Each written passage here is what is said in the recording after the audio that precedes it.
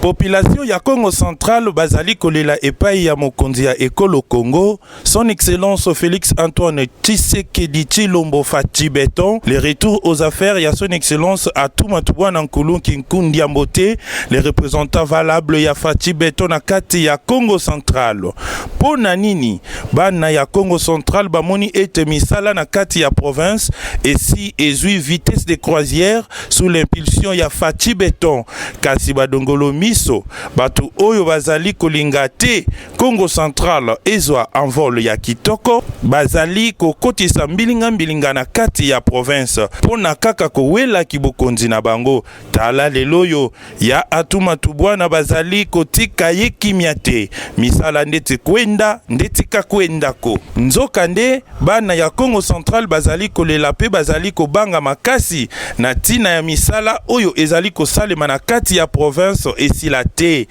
batata pe ba mama bana ya Congo central bazanga kite ko pesa oyo ya bango sango na ba caméra na biso to bana ko loba to lobi mais c'est que j'ai compris que non biso mtu kutira na nation na maloba to loba ki pour montrer les monana en tout cas la féliciter Atuma Tubwana Nkulu président Faci o ezamboka na yo mwana nyoso ata sali mabe suka nango azonga kana ndako le soki bolimbi sezali soki mabe ezali aza mwana na ye ay baka ninga ko gérer situation Faci Beton atala likambo ya Kuluki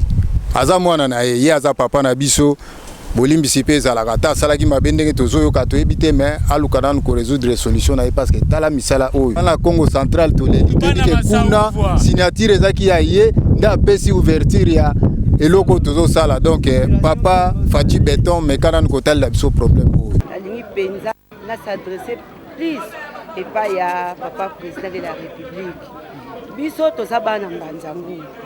misala mbanzangu pona depuis tobota miawa tokoli awa misala oyo papa ato azosalela biso na minute oyo asalela biso yango te eloko moko papa président afongola penza misu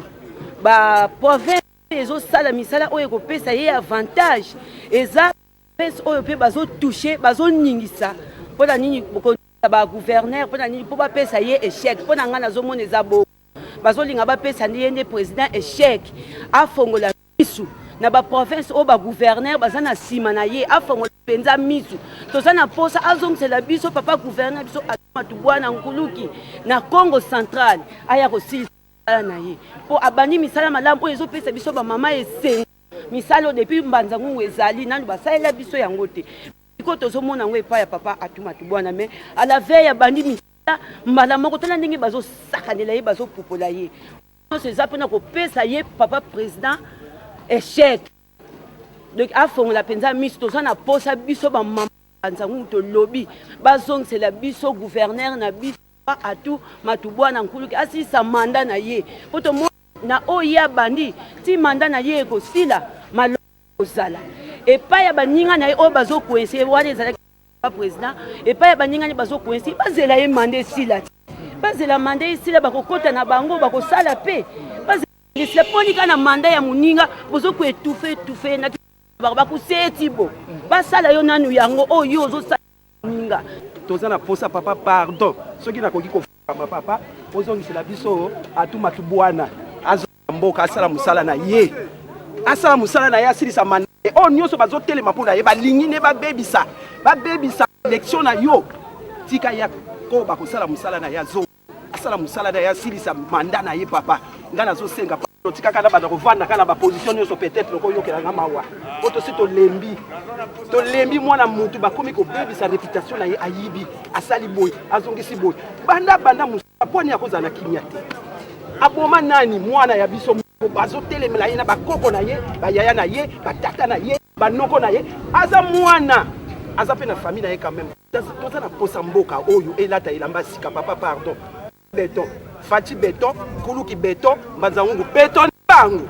touti kolanda ndenge bandeko balobi bauvo ya fati dodo kolo zongisa son excellence atuma tubwana nkuluki nkundi ya mbote na mutu ya province po na nini kaka atu depuis azwa kiti ya bokonzi kaka makambo na makambo botika ye asilisa manda na ye na kimia surtout misala oyo abandi aya kosilisa yango totie elika ete kolela ya bana mboka eyokani epai ya le garant de la nation Fati Beto e dodo kolo yoka kolela ngisa gouverneur azonga na ye atuma tubwana ko kusisa musala na